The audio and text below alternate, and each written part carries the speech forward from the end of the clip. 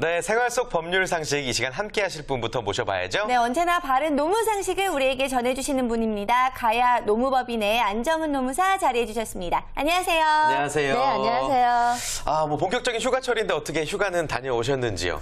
네, 지금 친한 친구가 휴가 다녀왔는데요. 네. 휴가 가서 너무 신나게 놀았더니 복귀하기가 힘들더라고요. 그래서 그렇죠. 휴가철에도 휴게 시간을 가져야 될 것 같습니다. 역시나. 네. 알겠습니다. 아무튼 잘 힐링을 하고 오셨기 때문에 오늘 생활 속 법률 상식에서 노무사님의 에너지를 한번 느껴보도록 하겠습니다. 네.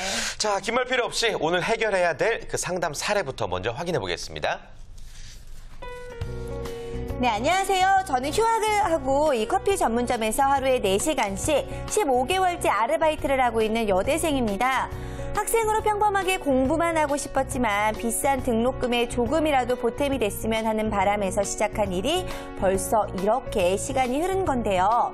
이번 가을학기 개강을 앞두고 전 점장님께 아쉬운 통보를 해야만 했습니다. 점장님, 제가 이번 학기에 복학을 해야 해서요. 아쉽지만 저 이번 달까지만 근무할게요. 아, 그래? 아이고, 참 그동안 잘해줬는데 한 학기만 어떻게 더 쉬지? 아, 저도 그러고 싶은데 그럼 졸업이 너무 늦어져요. 아이고, 그렇지. 아이고, 뭐 어쩔 수 없지. 내가 후임자 한번 찾아볼게. 그렇게 저와 점장님의 얘기는 끝이 났고 얼마 후 후임자가 결정돼 인수인계까지 모두 마쳤죠. 자, 그리고 마지막 날 퇴근을 하는데 점장님이 절 부르셨어요. 그래, 그동안 정말 고생 많았다. 자, 먼저 이거는 이번 달 원래 자기가 받아야 되는 돈이고 또 이거 하나 더 준비했어. 얼마 되지 않지만 새 학기 준비하라고 따로 좀 넣었거든. 일하고 싶으면 언제든지 다음에 또 와. 언제든 환영할게. 하시면서 점장님은 제게 2개의 봉투를 주셨습니다. 자, 그렇게 전 마지막 날 업무를 마치고 집에 돌아왔는데 봉투 하나에는 경력금처럼 10만 원이 또 다른 봉투에는 달랑 월급만 들어있었습니다. 자, 요즘에는 아르바이트도 퇴직금을 준다고 들었었는데 봉투를 열고 실망감을 피할 수 없었습니다. 혹시 제가 잘못 알고 있는 거였을까요? 아니면 일하기 시작할 때 퇴직금 얘기를 안 했었는데 그래서였을까요? 저는 진실을 알고 싶어요.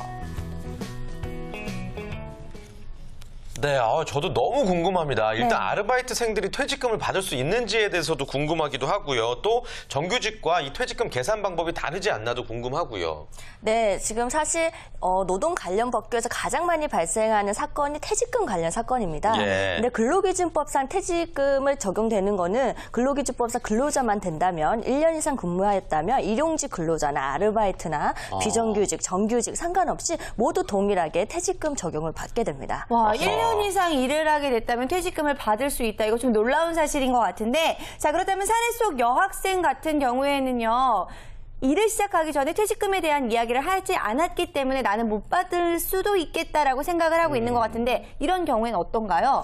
우선 답부터 말씀드리면 그런 여부와 상관없이 퇴직금은 당연히 받을 수 있습니다. 사실 그 아르바이트 한 경우나 이직이 잦은 업종의 경우에는 입사할 때 퇴직금을 받지 않겠다라는 합의서를 받거나 각서를 받는 경우가 있습니다. 근데 퇴직금이나 뭐 연장 수당, 휴일 수당, 야간 수당, 뭐 휴가 관련된 수당은 법적 수당입니다. 이런 기준은 강행 법규이기 때문에 당사자 합의로 안 하겠다 뭐 이런 합의를 했다고 하더라도 이 합의는 무효가 되고 당연히 법적으로 퇴직금을 받을 수가 있고 이제 그만뒀을 때 청구를 할 수가 있습니다. 만약에 사업주가 지급을 하지 않게 되면 3년 이하 징역에 2천만 원 이하 벌금형으로 형사처벌 대상이 됩니다. 그렇군요. 네. 이 사례 속에서 이 점장님이 굉장히 좀 착한 척, 젠틀한 척 했지만 결국에는 퇴직금을 안 줬다는 얘기인데 퇴직금 산정 기간은 또 어떻게 적용이 되는 거죠?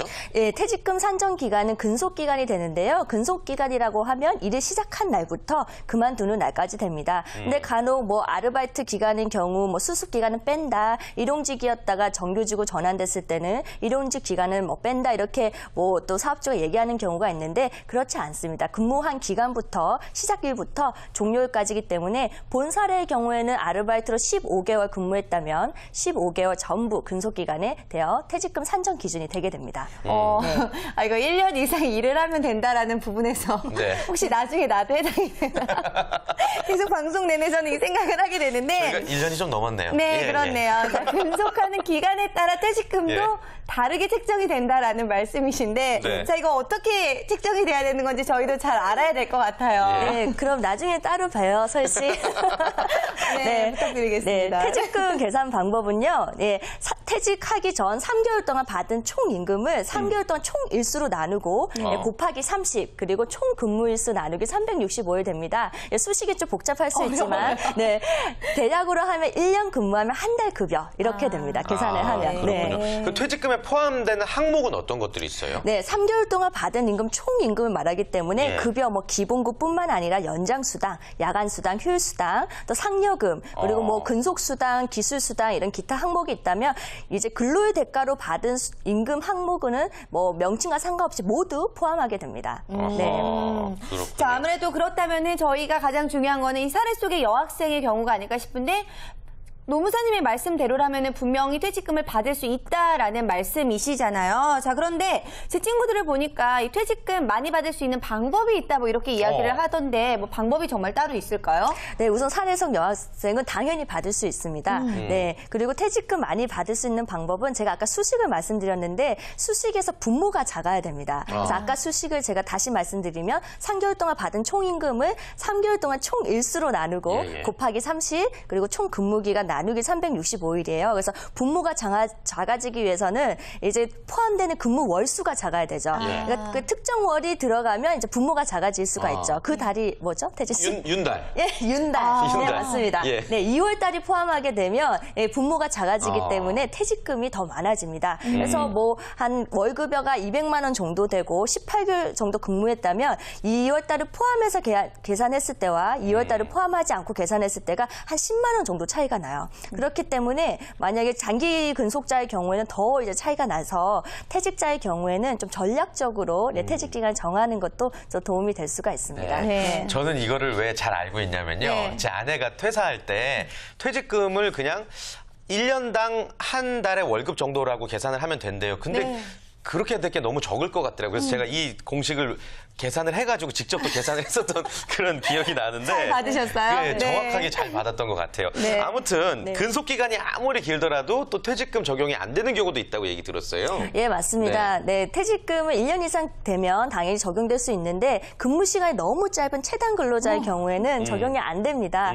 그래서 일주일 근무 시간이 15시간이 되지 않는 근로자의 경우에는 퇴직금 적용을 받지 않습니다. 주 5일제의 경우에는 하루에 3시간 미만으로 근무하는 자의 경우에는 퇴직금 적용이 되지 않는 거죠. 아, 네. 그럼 저희는 해당이 안 되겠네요. 저희도 프리랜서니까. 그러니까 예. 김치국물 마셨습니다. 자, 어쨌든 사례 속의 여학생 같은 경우에는 퇴직금을 청구할 수가 있다는 말씀인데 네. 자, 이것도 뭐 정해진 기간이 있는 거겠죠? 네, 퇴직금이나 임금 관련 이제 청구할 수 있는 기간은 소멸시효가 3년이 적용됩니다. 꽤 기네요. 네, 그래서 지금 기준으로 봤을 때는 2010년도 8월 3일 이후에 발생한 거에 대해서는 청구를 할 수 있는데 그 이전에 대해서는 청구를 할 수가 없습니다. 네. 그렇군요.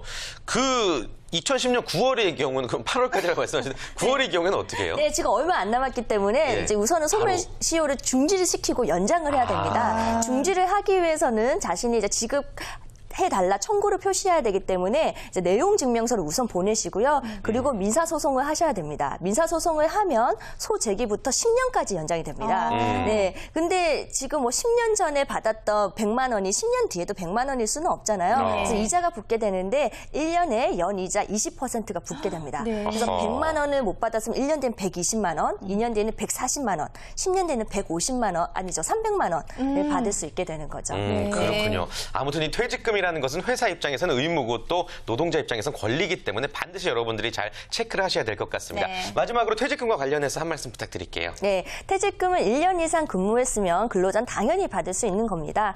사업주의 경우에는 이 점 좀 이해해 주시고요. 그리고 너무 경영상 어려움으로 퇴직금을 일시불로 지급할 수 없을 경우에는 근로자 합의해서 퇴직금 지급기를 분할하거나 또는 연장하는 합의서를 작성하면 인정될 수 있으니까 이렇게 합의서를 작성하셔서 유도리 있게 운영하시기 바라고요. 네, 근로자의 경우에는 오늘 말이 좀 꼬이네. 죄송합니다. 근로자의 경우에는 신고하실 수 있는데 노동부 홈페이지에 신고하시거나 그리고 신고의 앱을 통해서 스마트폰을 통해서 또 신고를 해서 법적 구제를 받을 수 있으니까 이 점도 확인하시기 바랍니다. 네, 오늘 생활 속 법률 상식에서는요, 여러분들에게 아주 꼭 필요한 정보였죠. 바로 퇴직금과 관련된 정보들 전해드렸습니다. 함께해 주신 안정은 노무사님 감사합니다. 고맙습니다. 네, 감사합니다.